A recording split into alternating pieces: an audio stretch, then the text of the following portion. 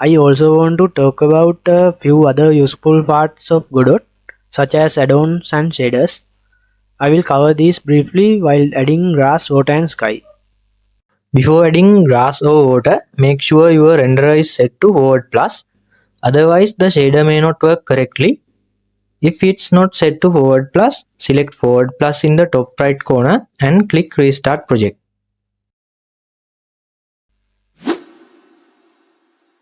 Let's fill these empty ground areas with grass. Right now your scene should look like this. To add grass, we need to use an add-on. When you switch to the add-ons tab, it will look like this. You need an active internet connections to see this. Search for grass and you will see this add-on. Click on the add-on and then click download. It will finish downloading quickly. Then click install. Do not change any settings. After installation, you will see a message saying it was installed successfully. You will also see a new folder named add-ons in the file system panel. Click OK and go back to the 3D view. Now go to project settings, plugins.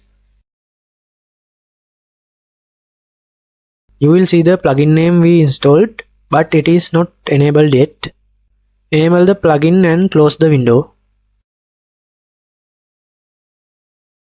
Now select the demo node and press Ctrl A to create a new node.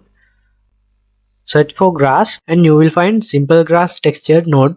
Click create. Your viewport will now show a brush.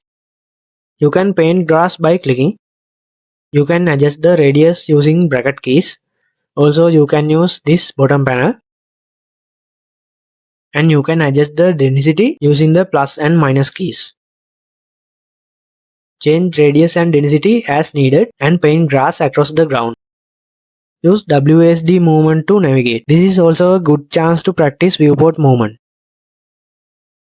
Use the erase tool to remove grass. Shortcut is X. When you are using erase, switch back to the airbrush by pressing D. Use correct brush sizes to speed up your workflow. You can also use erase grass to create simple paths like this. Click on any other node to exit grass painting mode. Now you can see the grass with a small wind animation. So now you learned how to use an add-on to make your work easier. We are going to make water. Before that, just hide the player, map and grass for now. Create a mesh instance 3D node and assign a quad mesh. You will see this. Rename it to water. Click on quad mesh to open its sub-properties. Change the orientation to face Y. Change the size to 500 by 500 so it covers a large area. Next, add a shader material to its material property. Click on it again to open sub-properties. For the shader, create a new shader. Keep everything default and click the folder icon. Choose the script folder and rename it to water. Press open. Hit create. Next click on water.gd shader and it will open the shader editor at the bottom. Remove the existing code and replace it with this given code. After pasting, you will see a little animation. Under shader parameters, we need to assign the water texture. I found this cool water texture from OpenGameArt.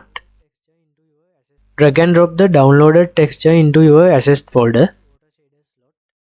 Then drag it into the water shader slot. You will see stylized water. Then toggle the visibility of the player, map and grass. Change the water's Y position value to 2.5.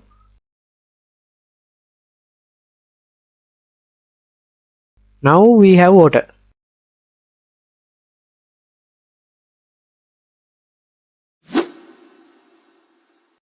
Next, let's work on the sky. Click on World Environment and in the inspector, click on Environment, then click on Sky.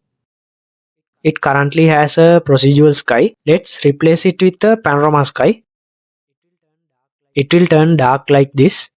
Click on the panorama sky material and it will ask for a panorama image. We need an image for it. Here you can find free skyboxes. Extract the downloaded zip file and add the sky image to your project's asset folder. Then drag and drop it into panorama slot.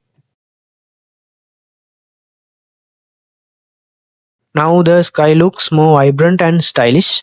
And that's it for the sky.